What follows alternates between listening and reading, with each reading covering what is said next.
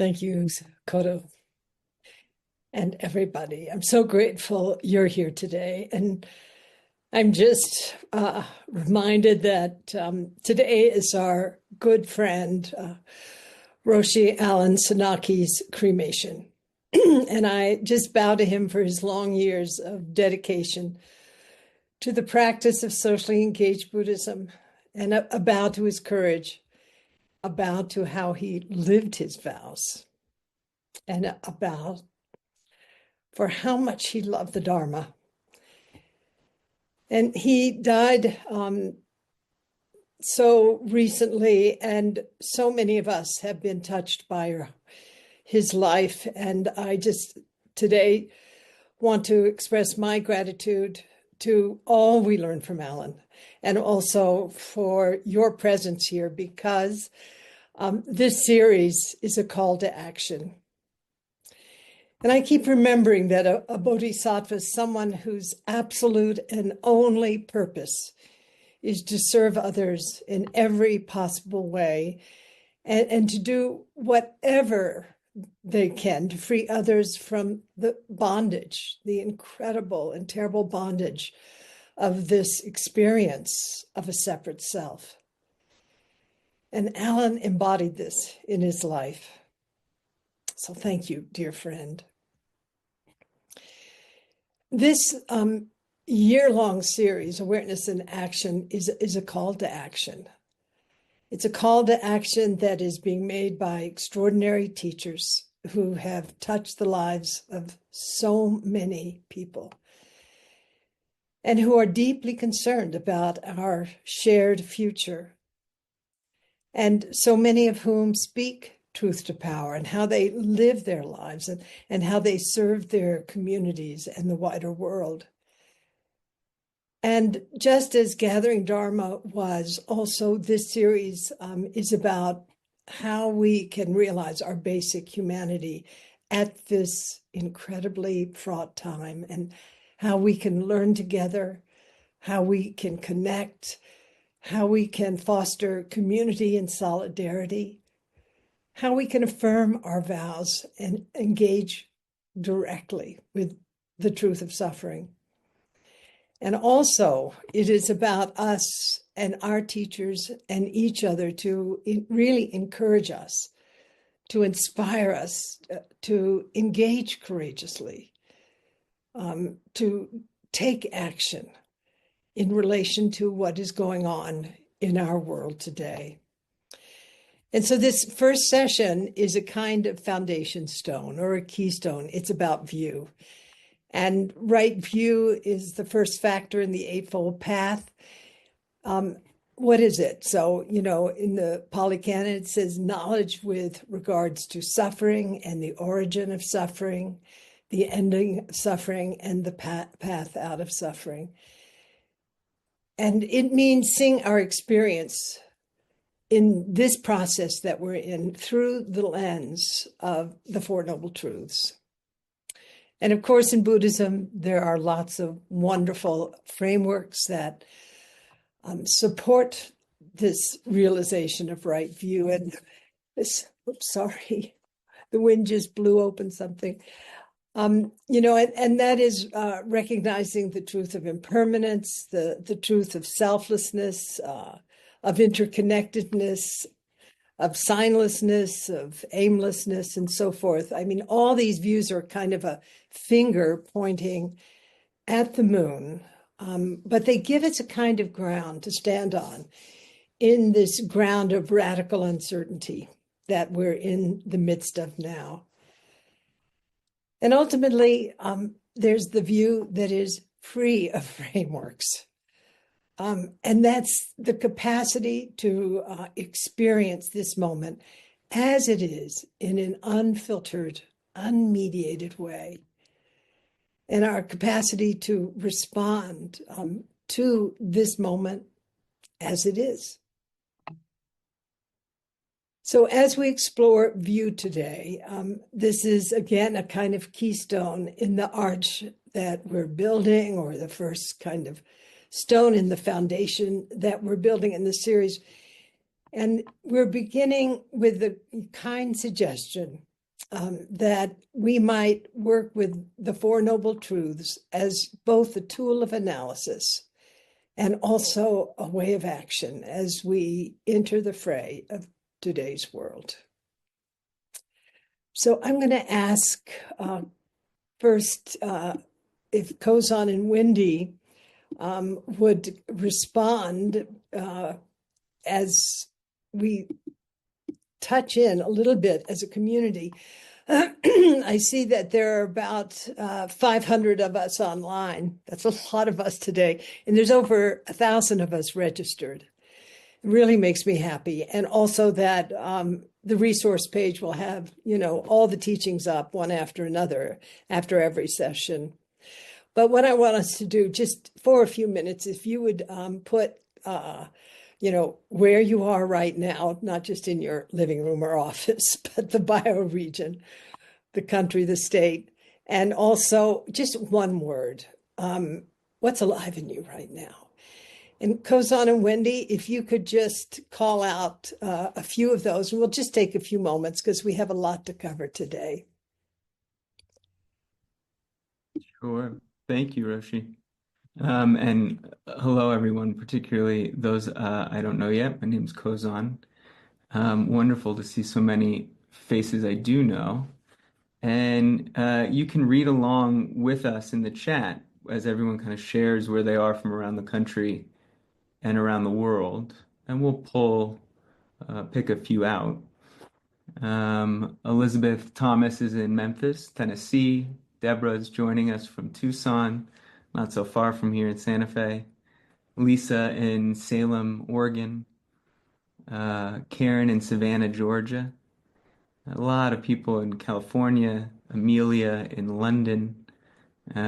We have Michelle in Chicago, Monterey. Regine in Bremen, Germany, all the way from Germany today. A number of people in Santa Fe. Dinan, what are you seeing? Yeah. Hi, everyone. I'm Dinan, and I'm in Santa Fe, across the street from Roshi.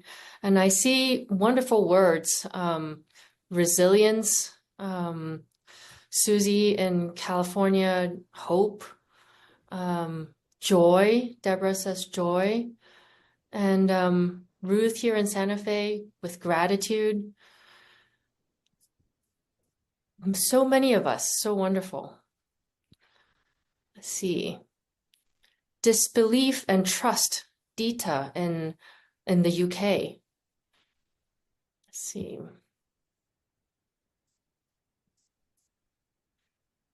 Let's see. I see Portland, Nebraska, Rio de Janeiro. Yeah. I see the word patience. Yeah. Mm-hmm. And gratitude. Determination. Yeah. Connection. Stuart in Scotland. Let's see. Ana Lucia in Brazil, not knowing. Laura, willingness. Wonderful.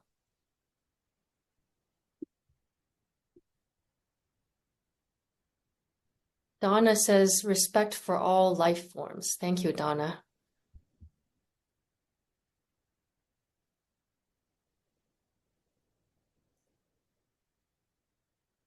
Maybe two more. All right. MJ says possibilities. And what do you see, Kozan? And Josie and Stacy say aliveness, but also fear, foreboding. Yeah.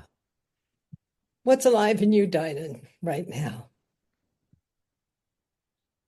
Community and learning community. Yeah, beautiful. Kozan. It's always alive when we come back together, but a connection, feeling of being deeply connected to each other. And for me, it's solidarity. Very much what the two of you have said, and many of you have said, is how what it means to be in contact with each other at this time. So I think you all know I'm a Buddhist and a socially engaged one, and I've often found myself questioning, not the fundamental teachings of the Buddha, but how some variants of Buddhism have played out in Western influenced cultures. But I'm going to ask Kozan to open before I jump in to what I want to share, and Kozan and Diane will share, and then all of us will be exchanging together. Kozan, if you could just start with a brief meditation, a kind of grounding, I would appreciate it. Yeah, I'd be happy to. Well, many, if not most of us are practitioners, so we can just find our seats. And if you're new to meditation, finding a way to be wherever you are that allows you to be kind of upright and also at ease. So if it's on the couch or on a cushion or a chair, and uh, embodying a posture with a strong back, so rooted, flexible, upright, and a soft front, open, curious, maybe porous. And if it's your practice to keep your eyes open, you can, or to close them. And taking a breath, maybe two, to just find ourselves where we are. Inhaling, gathering our awareness, and exhaling, dropping that awareness into the body or into this moment.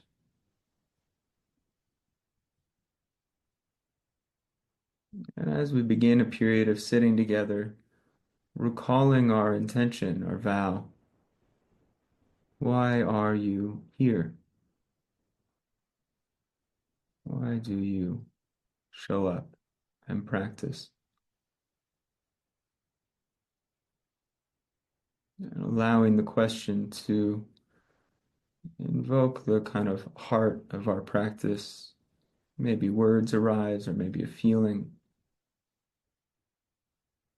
And with whatever comes to mind, we arouse bodhicitta or our bodhisattva vow to end suffering, our own and all beings.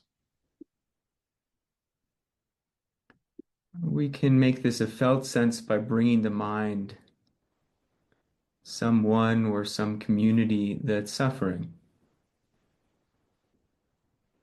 Maybe we think of New Orleans today or Las Vegas and those who've been victims of violence. You may bring to mind communities suffering from war or injustice, or perhaps it's closer to home, a friend or a family member facing loss, or loneliness, or despair. Whatever comes to mind, allowing one thing to just rest with us. And with it, this natural inclination to come alongside, to show up, and to be with.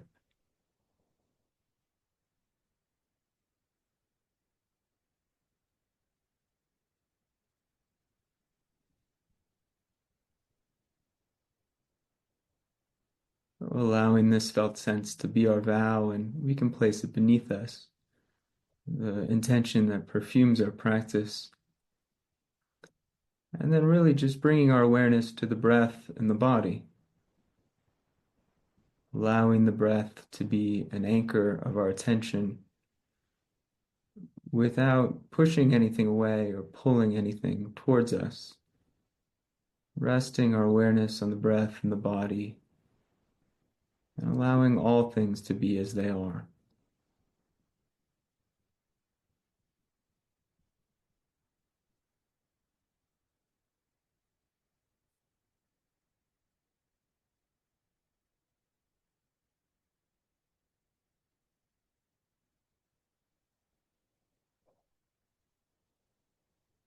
And you may notice that you follow a thought into the future, planning, dreaming, or into the past, remembering, reliving. When we follow a thought, we can just notice and return to the breath and the body. Noticing every thought as a kind of grasping, or every following of a thought as a grasping. And when we notice this, we don't have to think right practice or wrong practice. We can just return as if taking a backward step right into this moment as it is, and then begin again.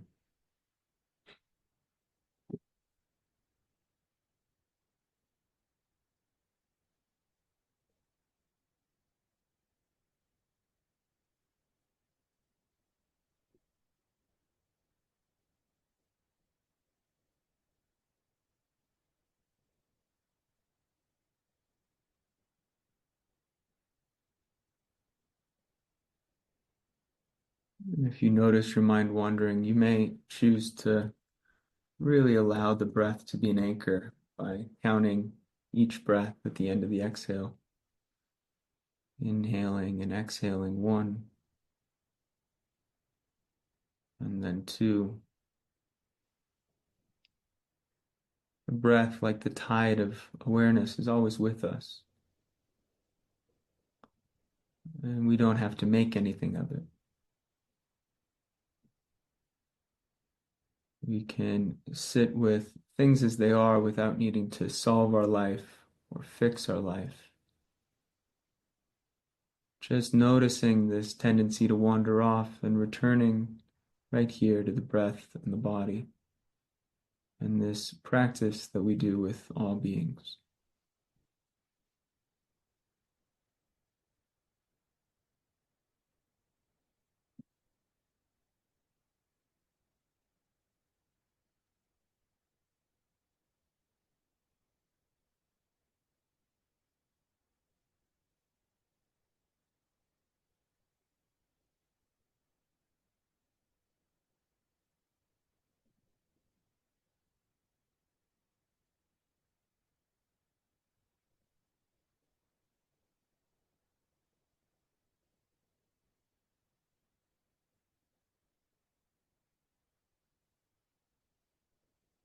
And as our awareness settles, we may notice a quality of openness, receptivity,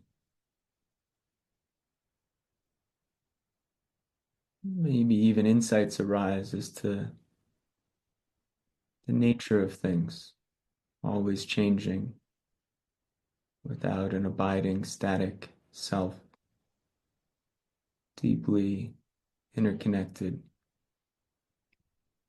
This may be a thought or simply a feeling. So we can open to whatever arises. And at some point, we may turn this arising into yet another thought, another idea, and we can notice this and return to the breath and the body.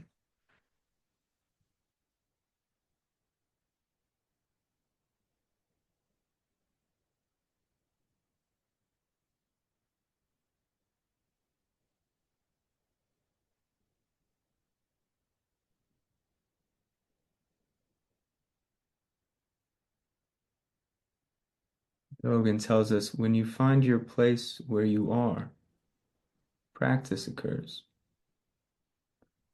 actualizing the fundamental point of things. Right here, the way unfolds. So in these final moments together, just finding ourselves where we are, nothing special, resting right here together.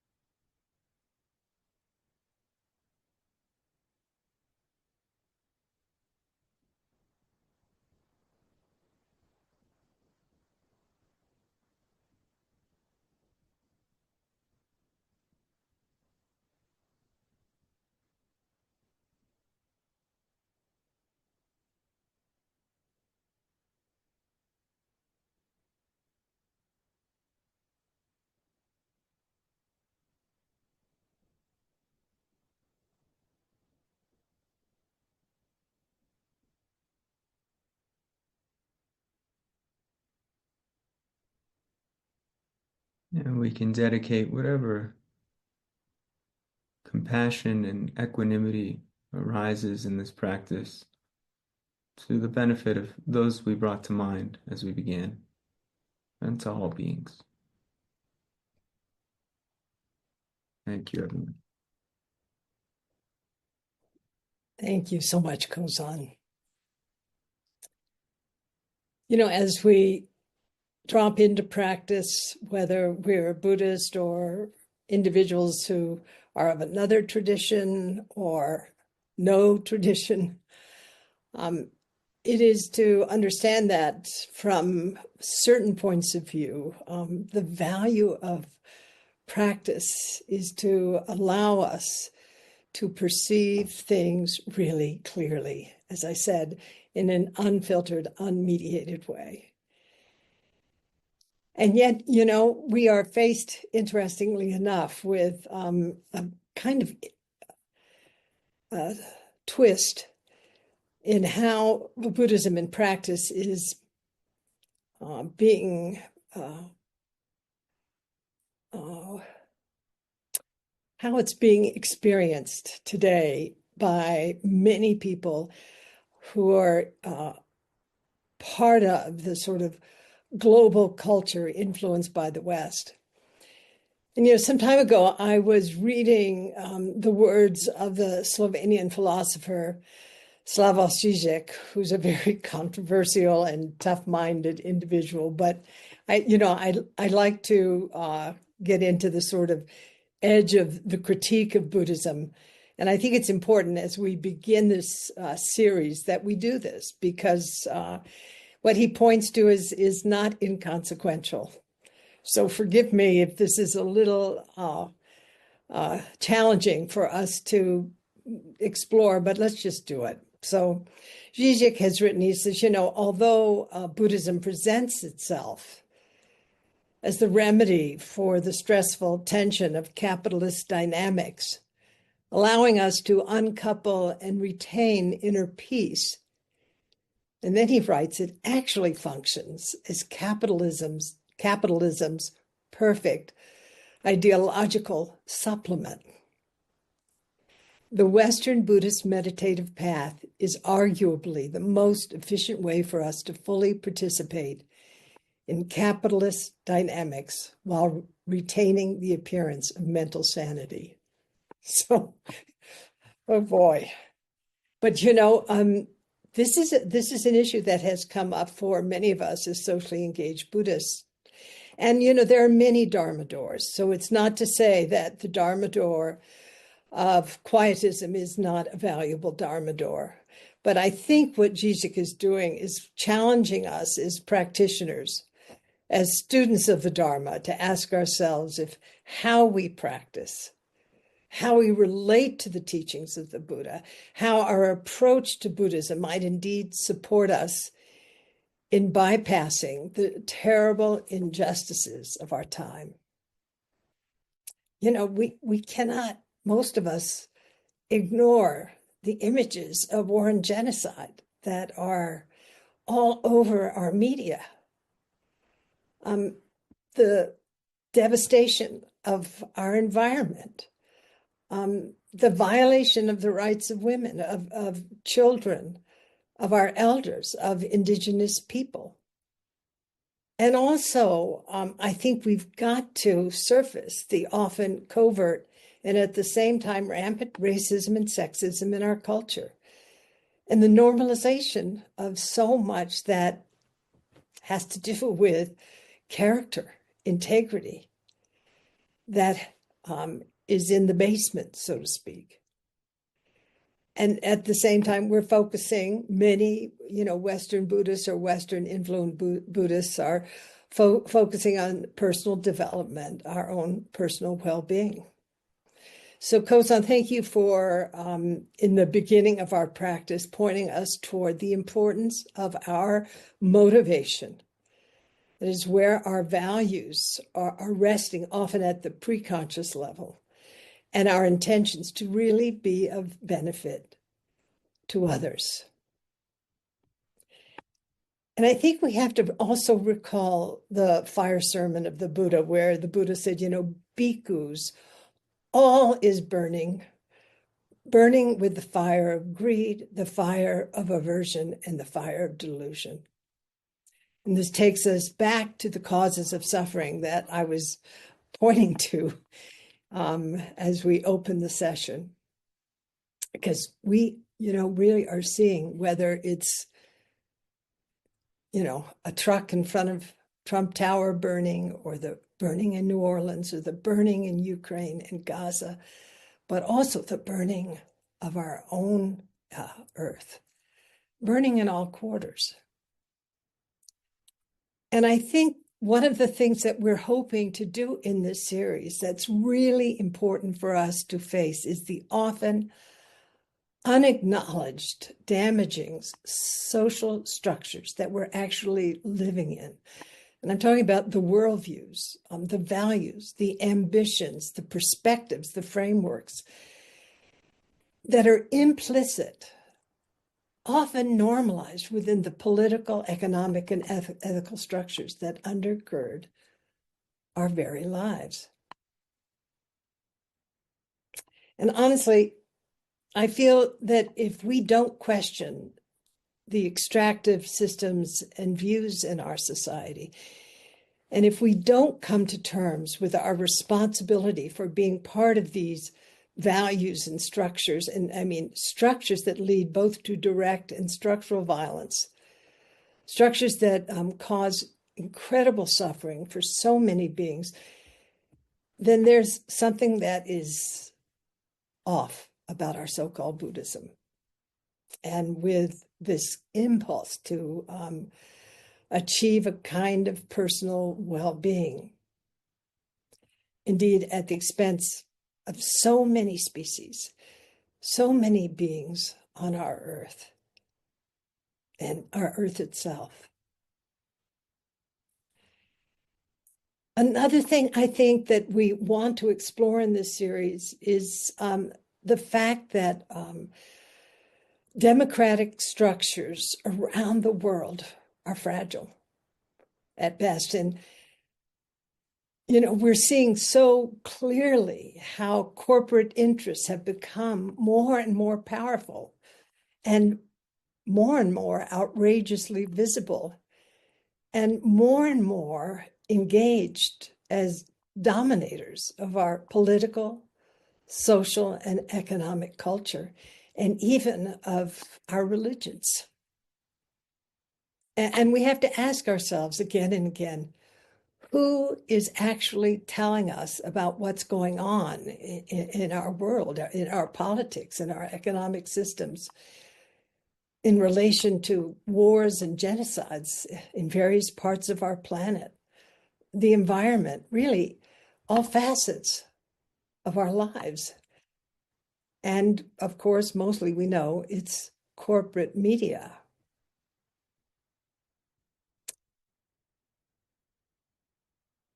So every day I'm asking myself, am I being deaf to the cries of so many who are subjugated to the violence of war, of genocide, of racism, of sexism, of the cries of the voiceless in our environment? I mean, why we're doing this series, and it's not saying that, you are deaf or I am deaf to the cries of the world, but we have to also realize that taking refuge in our zendos, our temples, our churches, our retreat centers, our living rooms, sitting on our cushions or folding our hands together, does this open us to the cries of the world?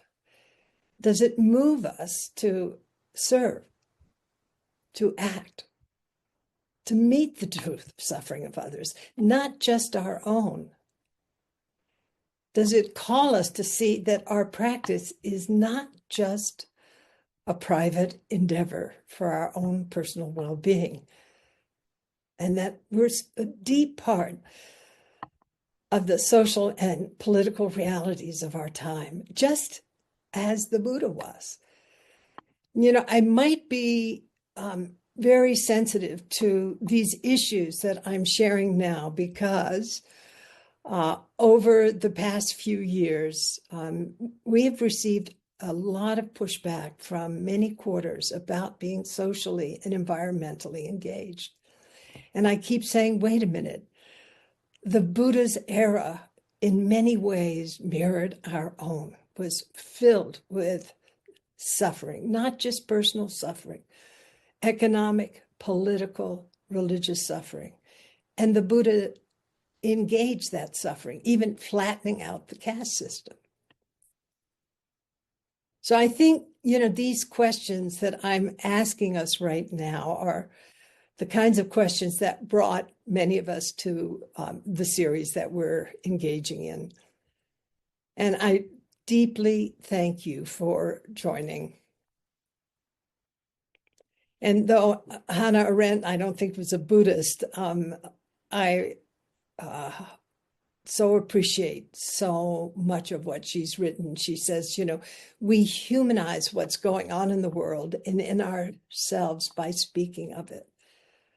So in this series, that's what I hope we're going to do, to affirm our humanness. And I think in this regard so often of John Paul Lederach, who calls this rehumanization.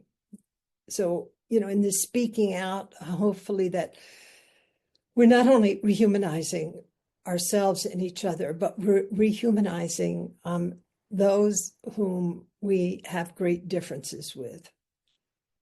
And I think this is at the very heart of Buddhism, of Christianity, of Islam, and of indigenous ways. And yet we're saying it's not only important to speak out, we mustn't actually turn away from the political realities of our time. And we have to engage. We have to act.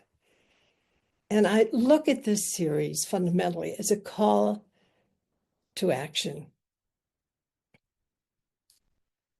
So like so many of us who are online today, this past year and also the year before and maybe the year before and before that, but it's really been in my face and in my heart, just bearing witness to what's happening to the extent that I and we are able in Ukraine, in Gaza, in racist killings in our own country, terrorism in our own country, in environmental catastrophes, in political catastrophes. You know, I've been listening. I've been bearing witness. And truly, I have been moved to act. And part of that action is, you know, what we're doing in this time, meeting in the way that we are, hoping to really support each other in moving forward with solidarity in addressing what is happening in our world today, whether it's politics, or climate, or economics, race, and so on. And honestly, I became a Buddhist a long time ago because I couldn't divorce myself from the social and environmental suffering that was part of the world that I grew up in, which included, as I've said, racism, still here, sexism, still here. And I was a young anthropologist in my 20s and 30s, and I knew that what was and also has been happening is it's not only individual, it's not only direct violence, it's also systemic, and it's embedded throughout our society, including the corporate, capitalistic global systems dominating so much of our culture today.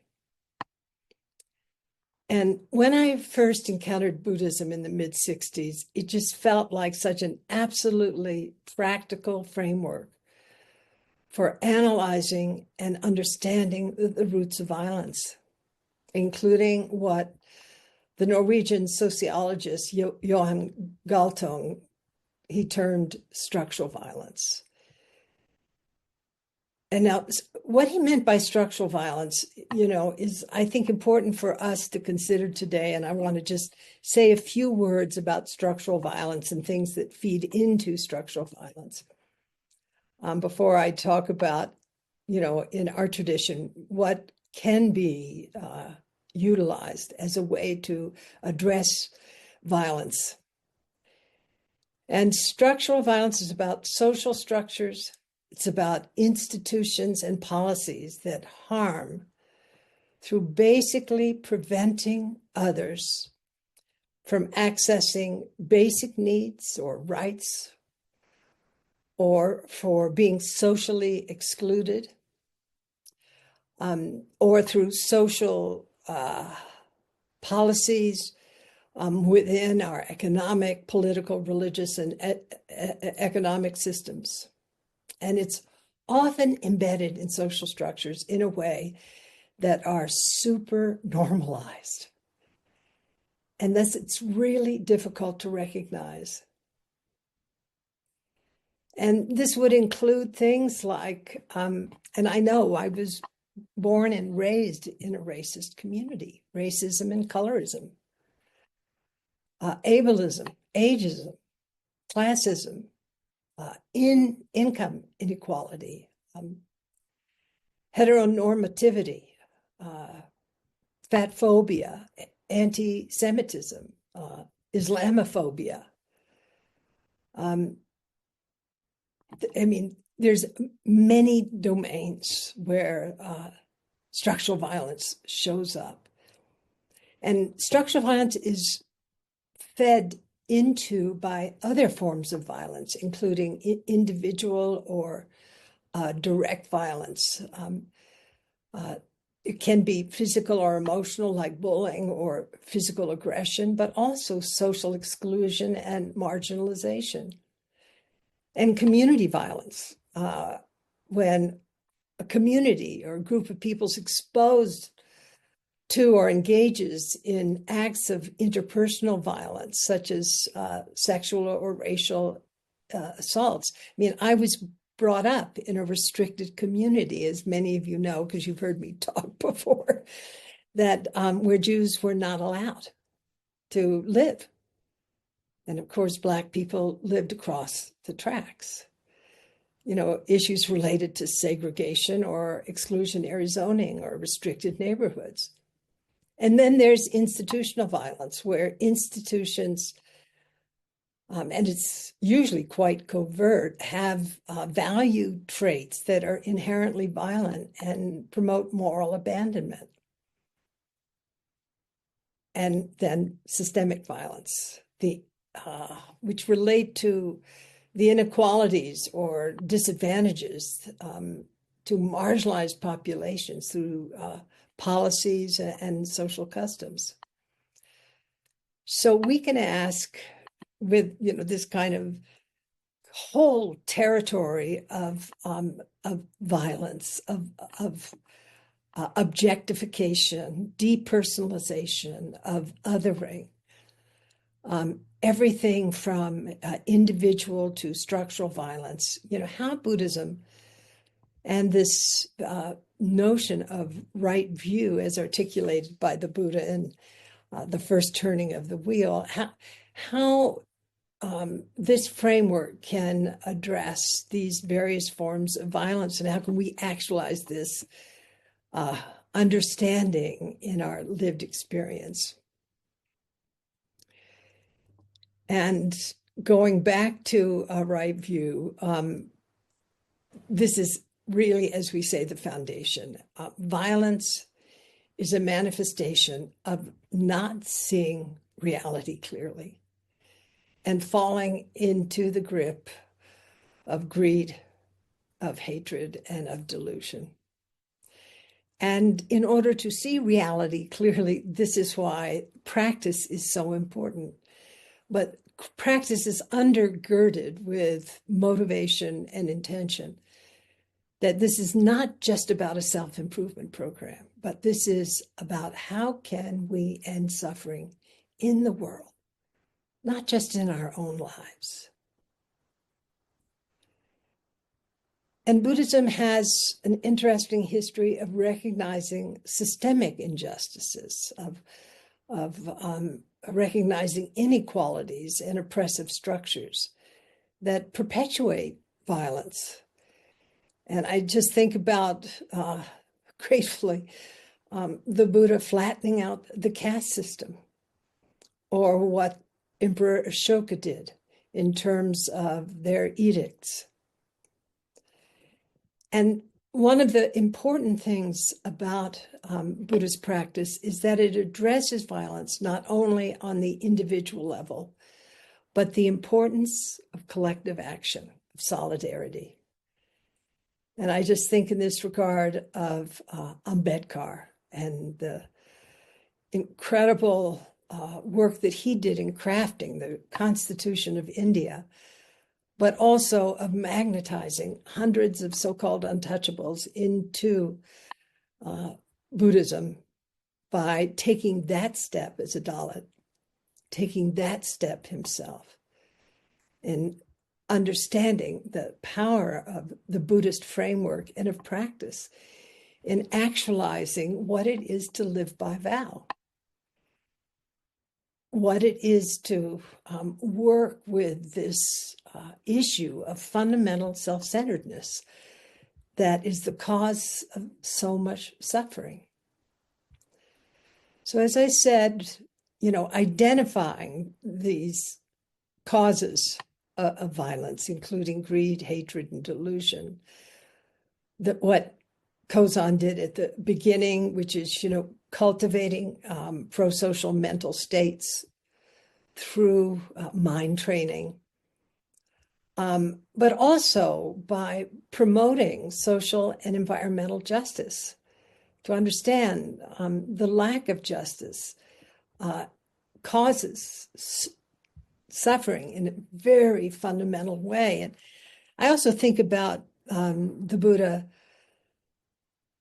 ordaining Angulimala, a serial killer, which is to say someone so, who engaged so deeply in violence, but who had the potential, as all beings do, to transform, as Angulimala did when encountering the Buddha. And then I think about the importance of the teachings of Thich Nhat Hanh, which are fundamentally in, the core and heart of Buddhism. Thai called it interbeing. Glassman Roshi, one body, realizing interconnectedness, interdependence, and interbeing in our lived experience, not just as a concept. And going back to our practice, that practice allows us or gives us the means for understanding our own conditioned mental landscape and transforming it so we can see things more clearly. And just a few other things, and that's what it means to live by vow. Actualizing integrity. Understanding the importance of what it is to surface our values, and to understand that our values are what motivate us, and how we are motivated is what we intend in moving forward in our world today. So these are a few of the words that I wanted to share. I just want to point out that the power of Sangha, the power of solidarity, the importance of us acknowledging the truth of impermanence, of developing a kind of openness and ease in relation to radical uncertainty, to being adaptable, to having the courage to sit in the charnel grounds of these worlds, and ultimately to free ourselves from the bondage of narrow views.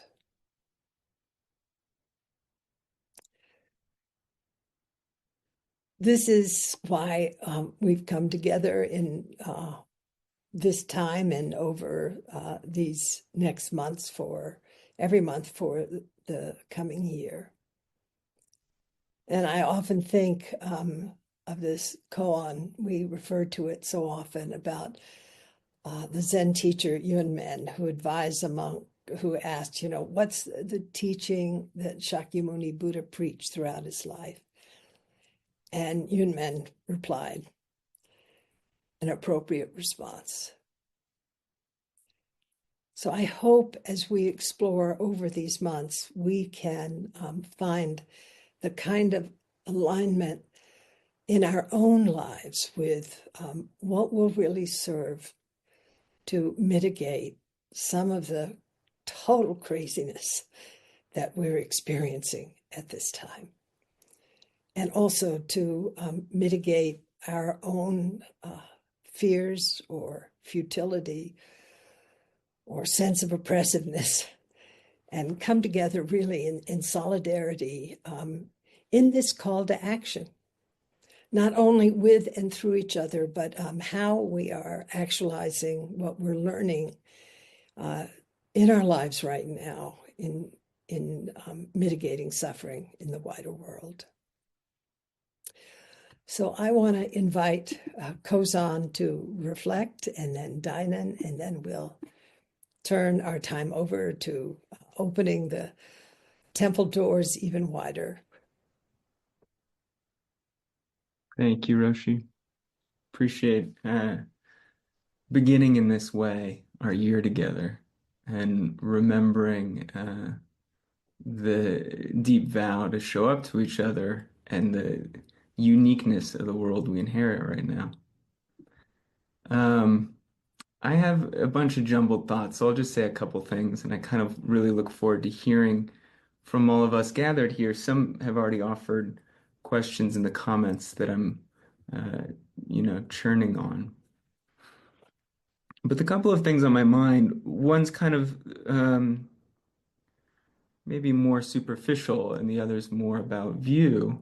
And they both relate to this quote you open with, Roshi, Zizek kind of confronting Buddhist practice, and is it just this kind of emotional soporific in an age of a lot of oppression?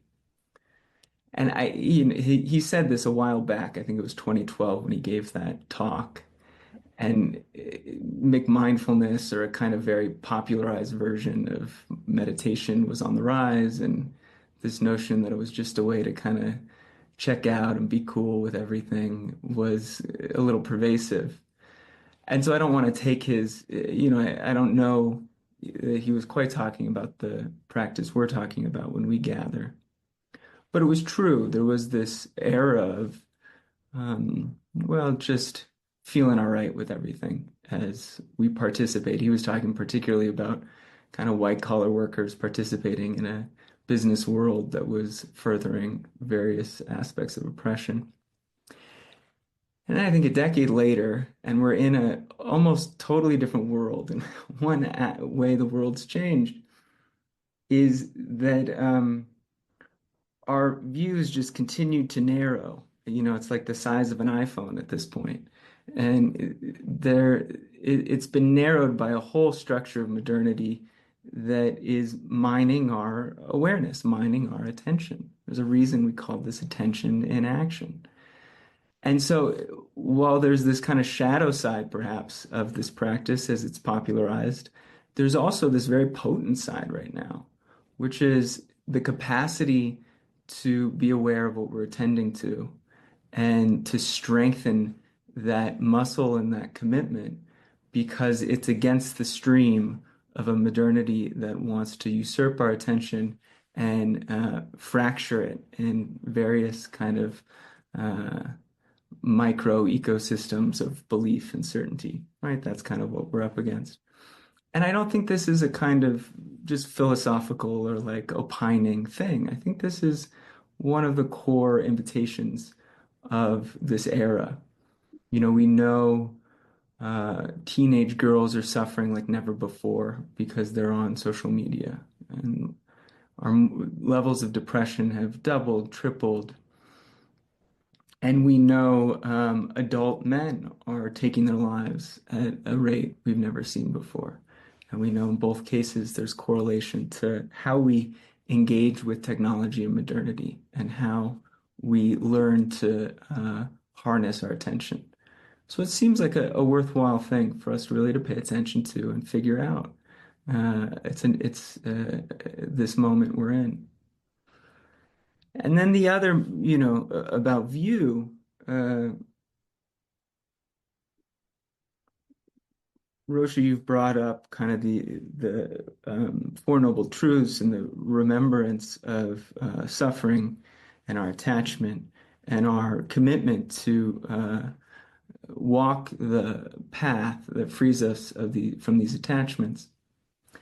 And then there's the second and the third turning, and we have our core teacher Dogen who reminds us that we sit zazen and we have our practice suffuse our lives so that we can remember what it is to have a very broad view, so that we can return again and again to a sensibility that's not entirely selfish, that's in some way selfless, the place, creating enough space to feel a boundless love or a boundless connection. And this may be, when we talk about politics and really engaging with the world, there's some who've critiqued Upaya and you, Roshi, for being socially engaged. And that critique, I think, comes from a worry that it makes us more selfish. It makes us more kind of stuck on our view. This is the right way, this is the wrong way, and so forth. That's a useful critique because we need to remember that view, where we begin, this kind of view of emptiness, is inviting us to meet the world without getting stuck in that way. And for me, it's not easy. It's not like you do it once and then it's always like that. It's a continuous practice, again, as Dogen reminds us, so that we have each other to share what that sensibility shines a light on and how it guides us to meet this political, social, cultural moment seems really vital. And I'm so grateful for it. And that seems to be our calling together. So thank you all for being here. Thanks, Kozan. Dinan. Thank you, Roshi. As you were talking, I was reflecting on how a lot of my intimate reflections about structural violence comes from, the medical system that I was in. And in the chat, Terry also said that she was a nurse and it's been difficult since 2020. She can't work in the Western medical medicine anymore as a nurse because of structural violence, and she's been hibernating at home and working as little as possible to not become homeless. And many of us are experiencing this, and this is actually probably why I am here. It is why I'm here today, and why I'm living at Upaya is because of that structural violence that I had witnessed and also was unwittingly perpetuating, and also unable to change. And, in a way, I felt complicit in that kind of violence and that extractive system. And I just couldn't continue, like Terry said. And, now having been away for a little while from Western medicine, and one of my biggest learnings after these years of practice and reflection is really about how I have internalized structural violence within myself. This is something that we talk about a lot in the Inner Practice of Medicine program here for physicians, about how the way the medical education and training is basically conditions us to be part of the system. And this is something that's kind of uncomfortable to look at because we're really asking how we are not compassionate within our work, how we're ourselves being patriarchal, And if you think about it, we're all educated. Most of us are educated in the Western education system. And we're bombarded every day, like Kozan says, with messages of our capitalistic system. And within the medical training, we're actually indoctrinated into a view where we are arrogant about our knowledge. We are patriarchal to our patients. We are rushing through because we are told that efficiency is the most important aspect of what we do. And over these last few years, Roshi always reminds me when I'm rushing. And sometimes I don't need to be rushing. And I remember times when I was a physician where I would just rush around even though it's not busy, because that's just how I've been conditioned.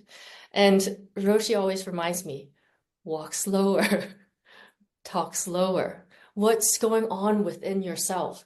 Like all these kind of subtle aspects that we have internalized that runs our lives. And even like this morning, Roshi reminded me that whenever we talk about rules about health within our community, I become all stiff and overly serious, right, Roshi? And I was reflecting on this. Why do I do that? It's because there's a part of, being a doctor, that patriarchy of like top downness that I have internalized that comes out sometimes when I'm not aware.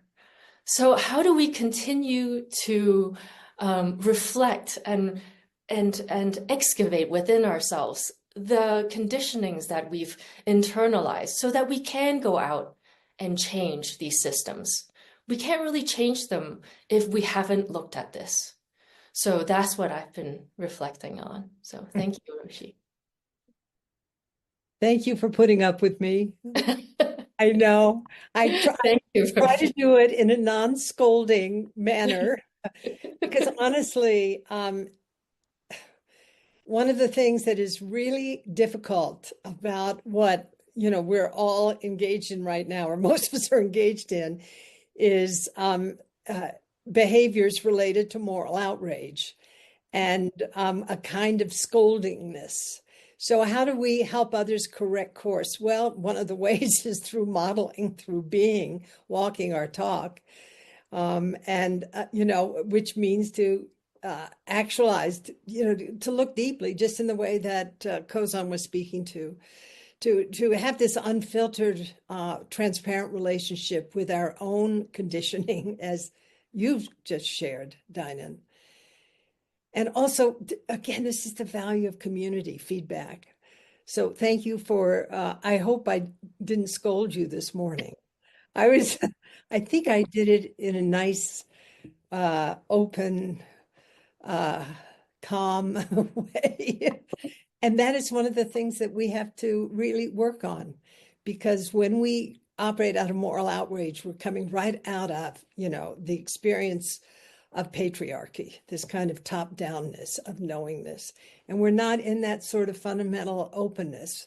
And even in the midst, like I rushed and shattered my elbow, but Dinah knows because she went to the hospital with me. Thank you very much. It's wonderful to have an ER doctor as your Jisha.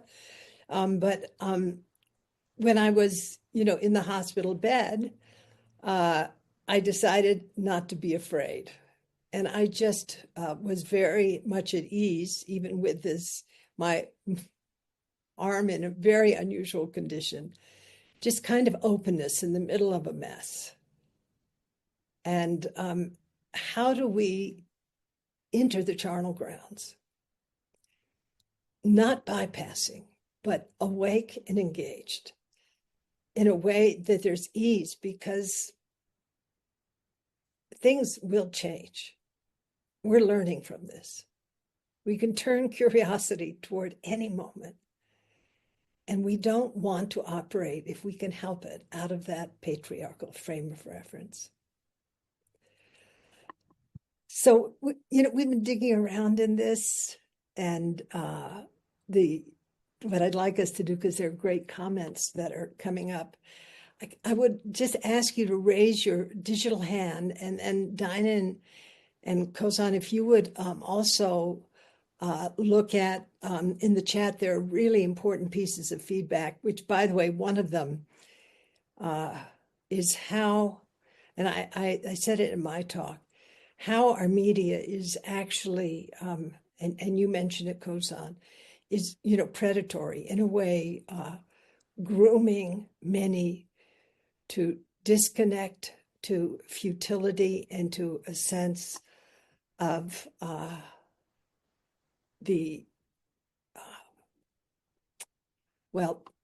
sense that we can't meet this world fully. So I'm going to, because we want to hear from many of you, I'm going to ask us to kindly go to Essence, and let's just hear from you, question or brief statement. And Jay, thank you. Yeah. There you are. I've unmuted you. Thank you. Oh, I'm really pleased to have this opportunity. First of all, thank you very much for this program. It's so timely, so meaningful, and you've done an amazing job of presenting the issues. But I've been struggling with just a desire. I want to do something. I want to do something to right some of these injustices. And I'm thinking, well, what's occurred to me, and I want to share this because I'm struggling with it in these days around the new year, is I live in Los Angeles. We have a very mild climate. It's hardly rained, but we have a lot of people living on the street. And for the past couple years around this time of year, I've gone to the bank and gotten some $20 bills and gone to the areas where homeless people are camped out in Santa Monica and West Los Angeles. And I've just offered each person that I can come in contact with, or even trying to talk to them through their zipped up tents, would you accept a gift of something for the new year?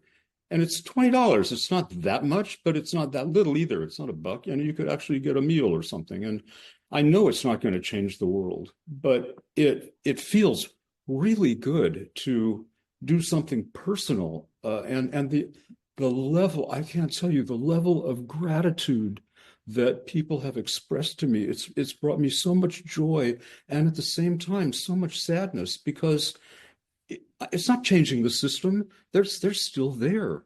They still have as much or as little hope as they had before, and not that much, I'm afraid. But I don't know. I mean, I'm just trying to find something that I can do on a personal level. And, I do it, and I can afford it. And then I drive home to, the beautiful suburbs, and they're still there. And I just don't know how to deal with these things. And I just wanted to put it out on the table.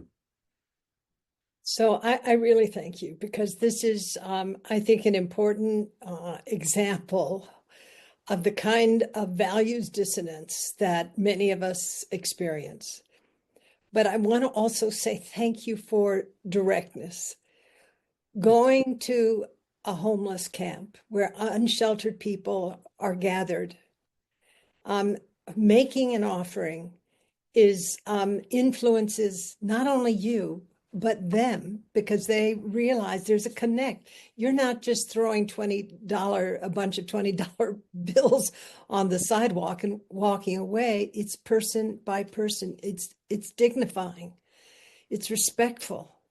This is what is so critical, is that we work not just on the macro level, the political, the systemic level, but also the personal level of direct service to people, understanding that our economic system, which is fundamentally extractive, now we've got, wow, our government is heading into, wow. So, we're in a situation, where it is now not just the 1%, it's 0.5% in relation to, the whole rest of humanity.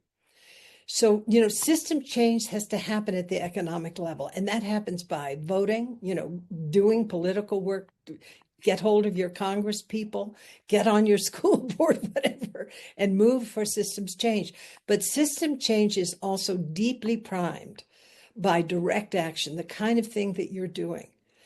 whether it's with the unsheltered or in the prison system or red line neighborhoods or working with dying people. I mean, there are charnel grounds everywhere. Last night we had dinner with one of the doctors here in our Upaya community who's going to Gaza and working in North Gaza next week. So, you know, these are direct actions.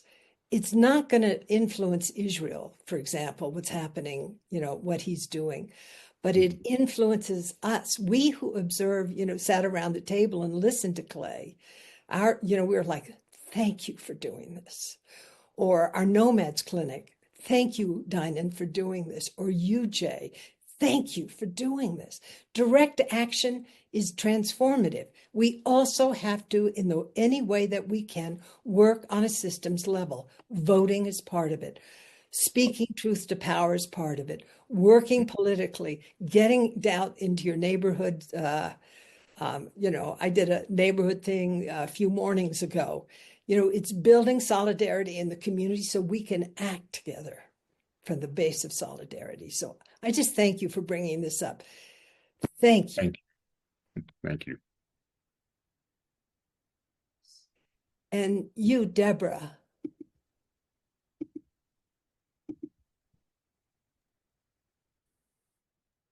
You're unmuted. Very good.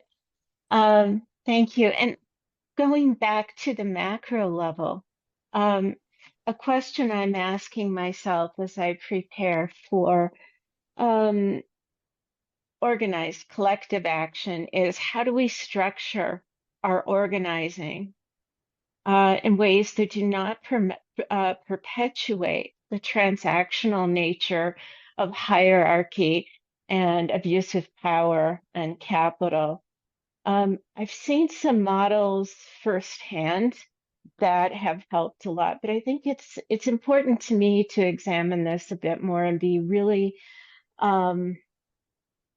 intentional about how I go forward to communicate and how I go forward to work with other people to come to decisions before doing organized action. And I wonder if you have any thoughts about that.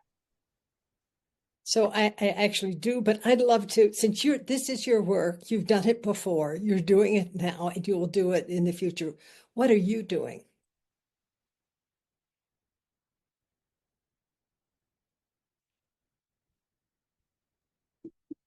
Thank you. I have been on hiatus from organized direct action since the beginning of the COVID lockdowns. Things I have done have included desert aid on the border, involvement with Extinction Rebellion, Occupy, etc. And what I've noticed is, for example, with desert aid, the young people who trained me and worked with me there, many of them identified as anarchists. And but what struck me most about them was the quality of their communication and decision-making processes. And I actually came away thinking, if this is the future, we're in good hands. It's not that there was no conflict, but they had developed a means of communicating that was nonviolent and non-hierarchical, and it worked. Love it. So we have a lot to learn from the coming generations. And I've just, Deborah, put into the chat a wonderful teaching coming from early Buddhism on leadership. And it's the 10 qualities of a leader to cultivate and possess. Anyway, it's the Dasa Vidya Rajadhamma. And I love this particular teaching from early Buddhism. And I'm not going to go through it because I just threw it into the chat. But it begins with generosity. And generosity actually is not just the act of giving, which I really feel is so important, because at the end of our days, we'll get to give our whole bank account and life away. So give generously now. But it has to do with giving away narrow views. So it's this practice of radical inclusiveness. But just check out that list. I think it's been really helpful for me, as the abbot of a small monastery in the Southwest. But in how to be a servant leader, not just a leader. So thank you so much, Deborah. Kozan, do you want to reflect? Because I know you have a lot of experience in the world of leadership, and also of working with the younger generation.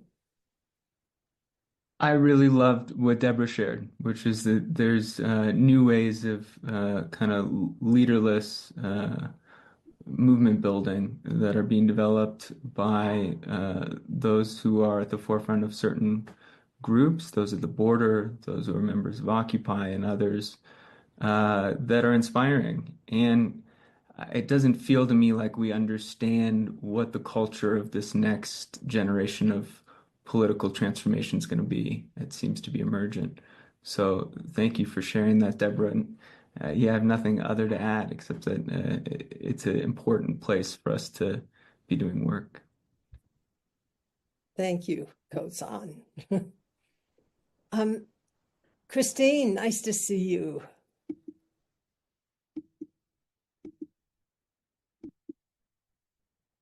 I'm unmuting you. Thank you so much, Roshi. It's nice to see you. I reflect on what Sharon Salzberg said a few days ago. She said that we cannot seek change, I'm reading because I took notes, from a place of maximum depletion. Yeah. And I found myself in the school this year with a class with a 98% Latinos, including some students that were very violent. And I faced the way this was managed very poorly. It was managed from a place of systemic violence that really broke my integrity and my value. I was asked to put in place some measures that were against my sense of integrity completely. They were against my values. They were violent in the way that they were not helping the students, but they were meant to dominate the students, to put the students in a state of being overpowered and being meant to shut up and being meant not to express themselves and being meant to be powerless. And I have decided to resign because I cannot continue working in a way that really breaks my integrity. And I cannot continue working in a school where the leaders are employing systemic violence, literally, to help or discipline their students. So I'm retiring this year, and I'm hoping to develop my work to help professional development, help teachers and administrators know better from a place of socially engaged Buddhism, and to really teach them what they should be doing instead. That compassion is not weakness, but it's also love. And we cannot, thinking that compassion is weakness is not understanding compassion. And so I am retiring. I am going to move out of the country, and from abroad, I am going to build up systems to help the teachers here. So I wanted to share that with you. Thank you for this. Oh, great. Well, I think it's appropriate right now to ask Wendy to reflect, because I think she's navigated very similar waters. Wendy, maybe you can say a few words. Sure. Wow. Thank you, Christine. That is so powerful, that reflection and your action. We say we work in the charnel grounds, but sometimes we need to step away in order to work in the charnel grounds. And thank you for being able to see that and being able to take that step so that it be healthier for you and that you can work in a space where you can actually enact change. So, this is a conversation that I have with many physicians as well, that they're on the verge of, quitting or not quitting, feeling like they are betraying the system by stepping away. But sometimes that is what we need to do. And it's very inspiring to hear that you have a plan going forward to come back and help change the system.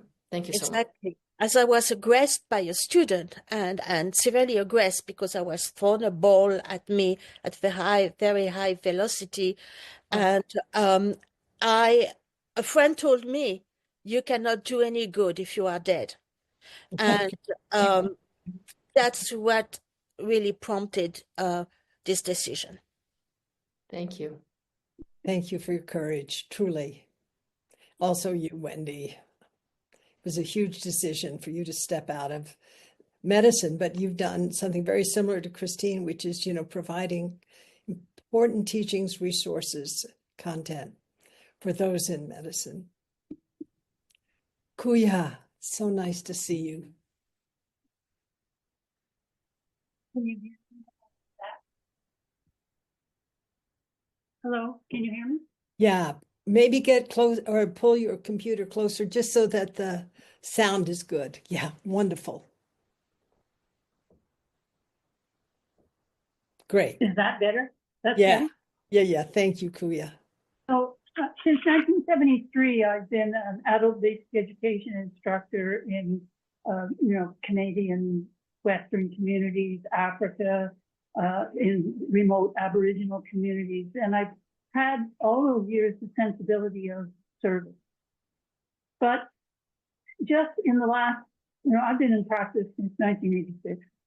And it's only in the last, I would say, 3 years that I've come to understand how crippling my developmental PTSD was from a childhood in which I was not cared for or loved. Infancy, very pre-verbal. And I'm understanding now that the service that I offered was well-intended, but in many cases crippled by my own suffering.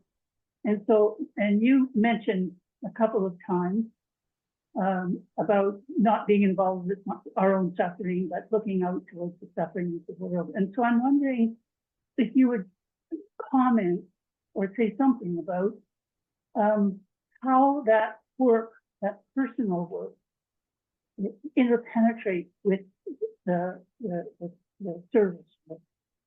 And I've been very active in the climate movement, and I'm about to start I live about 13 miles from the US border in Idaho, and I'm about to start a project approaching the refugee committee, our local refugee committee, to see if we can find a way to greet, and as one of my friends says, greet with a cup of coffee and a blanket, the people that are fleeing, that are coming to deportation. So can you speak to that? You know what I'm going to say. I'm going to say personal adversity is medicine. I mean, I think that what brings many of us to this work is not been that we've had lives that have been easy.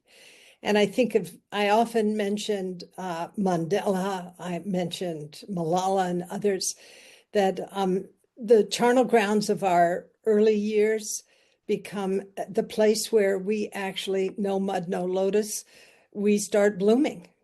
But also, I think just at the most practical level, working our issues is important, but not working them out on those whom we're endeavoring to serve.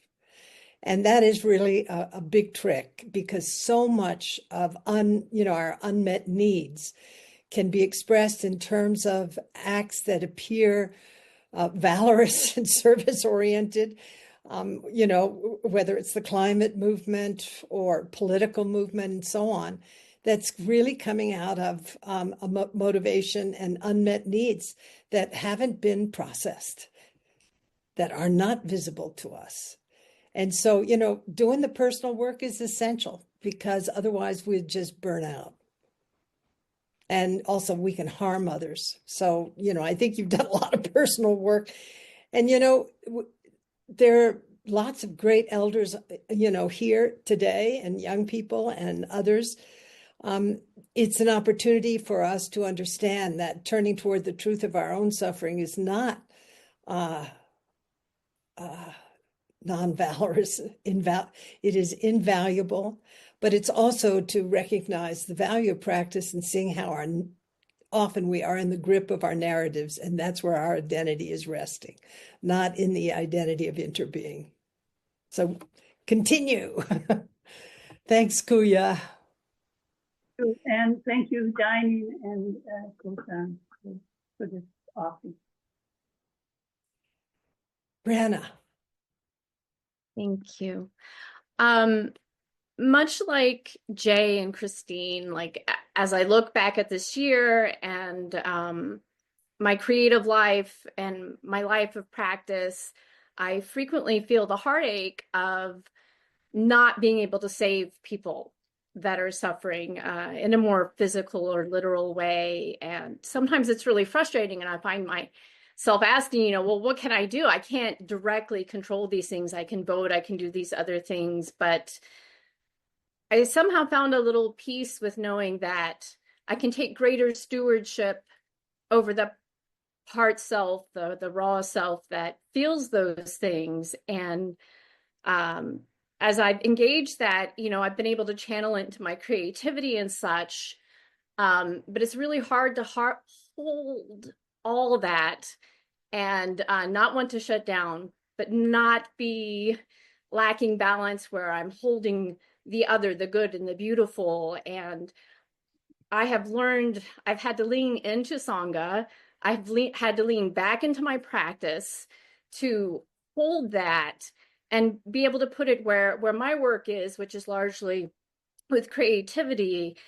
And as I've listened to you and the others speak today, it's made me even more mindful of, if we want to go and affect change in the world, how mindful we must be of guarding how the world might change us, not anesthetizing ourselves to watching things. I like my shows. I love the hero's journey, but not desensitizing myself to violence through that media, making sure I'm protecting that sensitivity and holding that raw space, because there's so much energy there. And for me, it's learning to keep it in balance, which is with my practice and learning from everyone here. And so I just want to say that it's given me so much hope to hold that space and to have it balanced so much with the Sangha and with my practice. And I'm looking to find more ways to pivot from that. But it's helped me a lot to know that that is my action. That is a very affirmative thing I can do, is to take great stewardship of that raw heart and protect it mindfully. And thank you. Kozan, do you want to reflect? Because you're so much in, both in the field of practice and also in the world. And, I wanted to say art, yes. But Kozan. Yeah.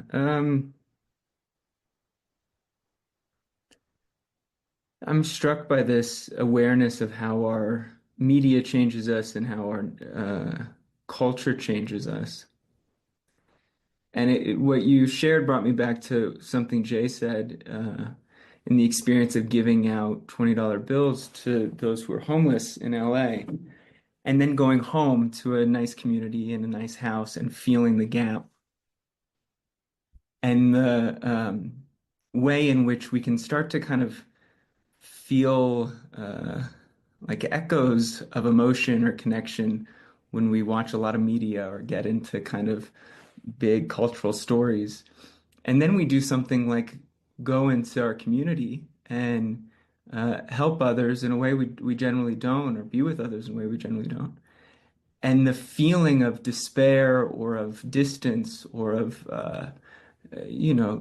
really what I think is atonement, right? Being at one with things as they are and the gap of, well, we feel a belonging and a knowing that we cannot change or fix the world in our own image. So that is a totally different flavor to it.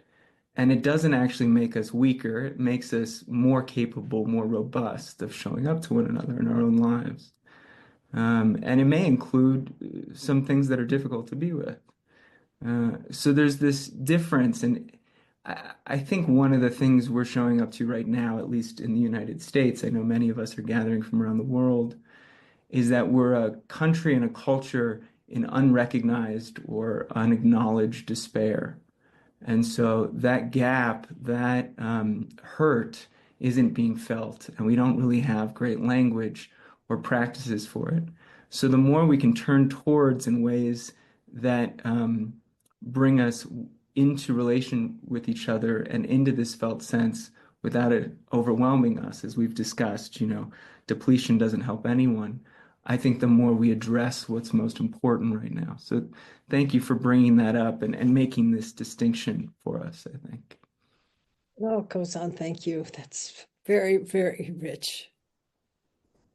And, talking about rich, there's so much in the chat. Noah, please preserve the chat and put it on the resource page. I'm just going to ask Clay, I'll unmute you. And again, going to Essence, we're almost at the end of our time, but please. Sure. Thank you so much, Roshi and Kozan and Dinah. It's been a fantastic session. And during this past few years, I've been really aware that the oppressive structures kind of flood the channels. And I've watched people who really want to be engaged and activists kind of get churned by that approach. And it seems to me that we need to focus our efforts where our gifts may let us be most effective, knowing that others with other gifts may be taking care of their side of the street. And I'm a computer science PhD, and I have a background in AI, and I'm starting to lecture at some religious institutions on what people of faith need to know about what's coming and the increase in harm that may be caused by this. So my question is, does this make sense, this focused approach, from the perspective of Val? Wow, what a great question. Also kind of the last question. Wendy, why don't you jump into this as someone who was in the tech world, and also Kozan. And Clay, thank you. I don't know if you've read my piece on AI, but if you haven't, I'll send it to you if you wish. But anyway, go for it, Dinan. That is a really huge topic for this last minute, but it's so important. I just read a piece this morning by a physician who was talking about AI in medicine and how it is actually perpetuating the structural violence within medicine because of its discrimination against women and racism. And so what important work you're doing. And I think we can have a deeper discussion at some point about what that looks like. How do you even bring this up with against the push for efficiency? How do you even go against that stream with this topic? So many other things that I wanted to talk about, but I think we're pretty out of time. So Kozan, do you have anything you want to add? Well, Clay, a number of people have come to us who are experts in this field to share some things, and it's always been useful. So if you have any resources you want to share with us, I hope you'll send them to us. It is, as Dinan says, such an important issue for us all right now. And to your question about, you're doing something specific, you're doing what you know, is that the way to go about it? And I think of one of Bernie Glassman's favorite retorts, which is that the Bodhisattva of compassion has 10,000 hands and eyes and arms, and we all put up our hands. So maybe we can all go to gallery view and put up our hands and see the 10,000 hands and arms of Avalokiteshvara And I have but two, but together we have 10,000, and you have but two. And it sounds like you're using them very well. So thank you. Thank you, Kozan. Well, you know, the next person who's jumping in with us is John Kabat-Zinn on the polycrisis. So we're just going to please invite you not only to show up, so let's continue this conversation. And after John, it's Christiana Figueres on climate, but also let your community know, as this is free online, but your donations make an enormous difference in us being able to do this. There's so much that happens under the hood, but also we want to take care of not the three of us who have been online today, but to the subsequent faculty who have just been so great to assent to be part of this series. And then back to an appropriate response. May we have the wherewithal, dear friends, to actualize what Kozan and Dinah and me to a certain extent, what it is to be in a world that is loving and caring and also courageous, and that can speak truth to power. And that becomes also a force of good in the world today. So we'll hopefully see all of you on January 19 when Johnny is the next in our series of awareness and action. And I just thank you. Thank you for your practice in all of the ways, as Kozan said and Bernie said, the 10,000 eyes and hands of Avalokiteshvara. Thank you. Thank you, Roshi, for gathering us again this year and leading us into this continuous practice. And thank you all for joining us. Hope to see you soon. Thank you. Bye.